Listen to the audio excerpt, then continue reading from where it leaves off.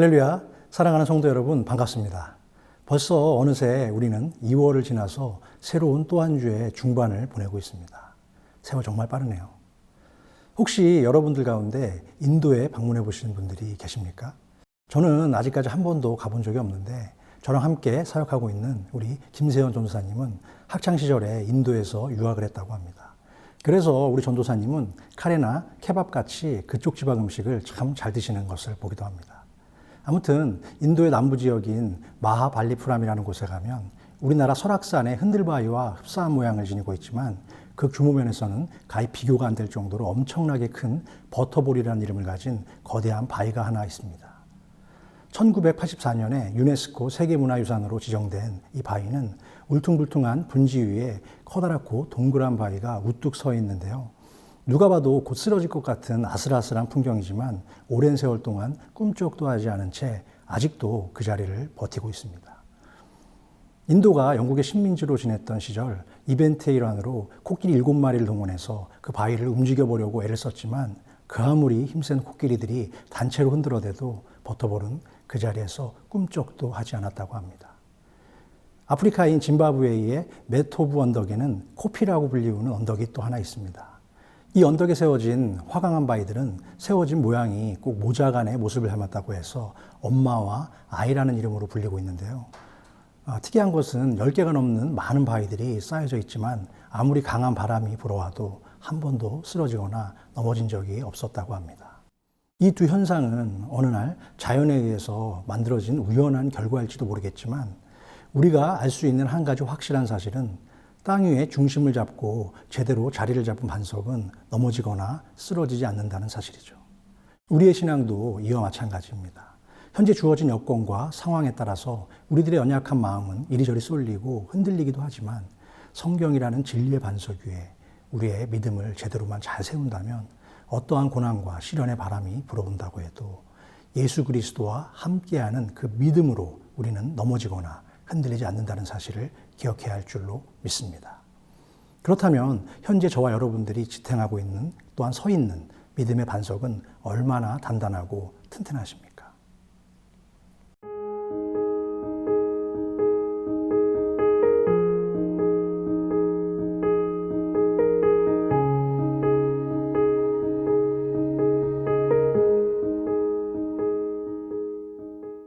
그럼 오늘의 본문 말씀을 함께 읽어보겠습니다.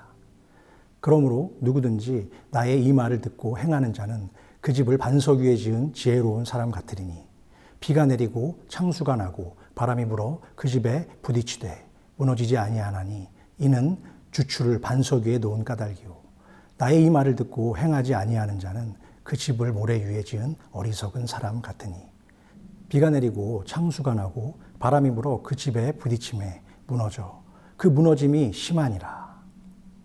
본문에서 주님은 잘못된 신앙의 기초 위에서 믿음 생활을 영위하는 것은 마치 자신이 살 집을 모래 위에 짓는 것과 같은 어리석은 자라고 비유하시면서 우리의 삶을 더 이상 불안정한 세상의 기초가 아닌 하나님의 말씀이라는 진리의 반석 위에 세울 것을 권면하시고 있습니다. 주님은 또한 그 결과로 너희 중에 어떤 자들은 극심한 폭풍우를 만나도 든든히 서 있을 수 있지만 그렇지 않은 자들은 폭풍이 몰아칠 때 심하게 무너져 내릴 것이라는 경고의 메시지를 던져주고 계십니다. 얼마 전에 미국의 어느 주에서 약 3만 5천 호나 되는 대단히 규모의 주택공사를 모두 마쳤는데 그중에 600여 채의 집이 무너졌고 그 숫자는 시간이 지나면서 지금도 계속 증가하고 있다고 합니다. 큰 지진이 난 것도 아닌데 자신의 집이 갈라지고 무너지는 현상에 깜짝 놀란 주민들과 행정당국에서 뒤늦은 조사를 해보니 집을 짓는 가장 근간인 바닥 시멘트 공사를 진행한 한 콘크리트 회사가 어느 채석장에서 캐온 시멘트 원료 속엔 절대 들어가서 안 될 이물질이 섞여 있었다는 것을 모른 채 공사를 진행했다는 사실을 나중에 발견하게 된 것 같습니다. 건물을 지탱하는 기반이 약하면 아무리 크고 좋은 대궐 같은 집을 짓는다 하더라도 힘없이 무너지듯이 견고한 신앙을 가진 사람과 작은 유혹에도 쉽게 무너지는 모래알 신앙을 가진 사람과의 가장 확실한 차이도 있는 것이죠. 그것은 무엇일까요? 주님의 말씀을 얼마나 자주 듣느냐 아니냐의 문제가 아니라 이미 알고 있는 들은 주님의 말씀을 나의 삶 속에서 얼마나 잘 실천하고 사는가의 문제입니다. 윌리엄 보덴은 1887년 미국에서 태어났습니다.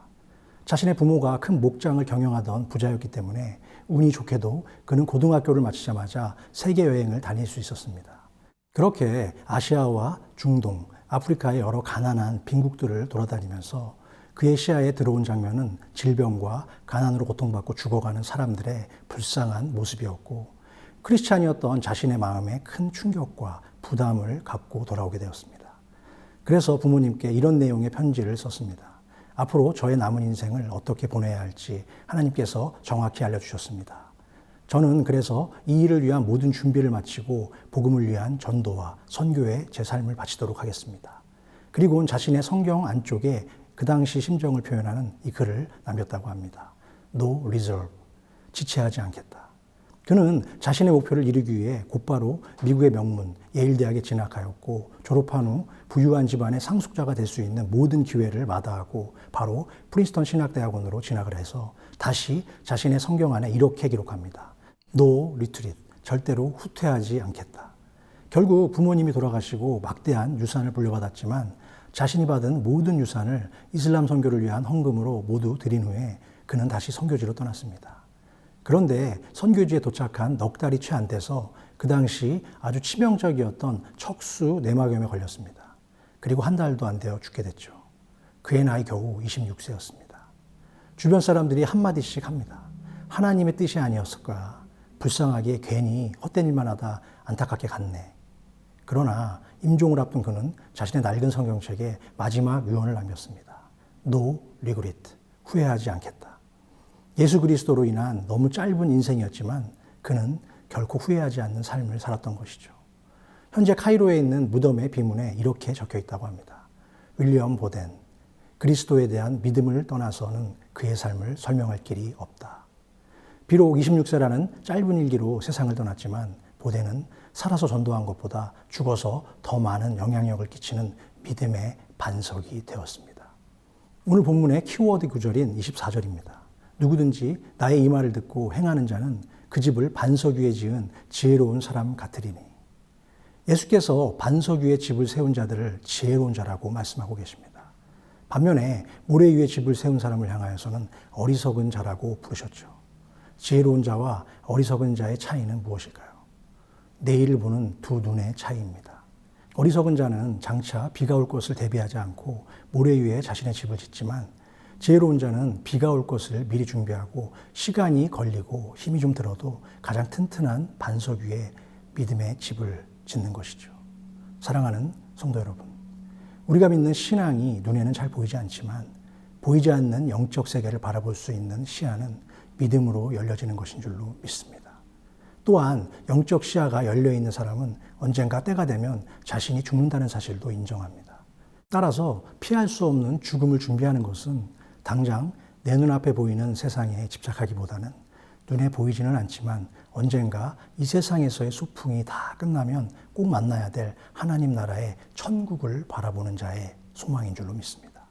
그렇게 저와 여러분들의 남은 인생도 흔들리거나 무너지지 않을 영원한 반석이신 예수 그리스도의 말씀과 기도로 세워지는 축복과 은혜가 늘 함께 하시기를 기원하고, 남은 한 주도 믿음의 반석 위에서 살아가시는 축복의 삶이 되시기를 주님의 이름으로 축원합니다.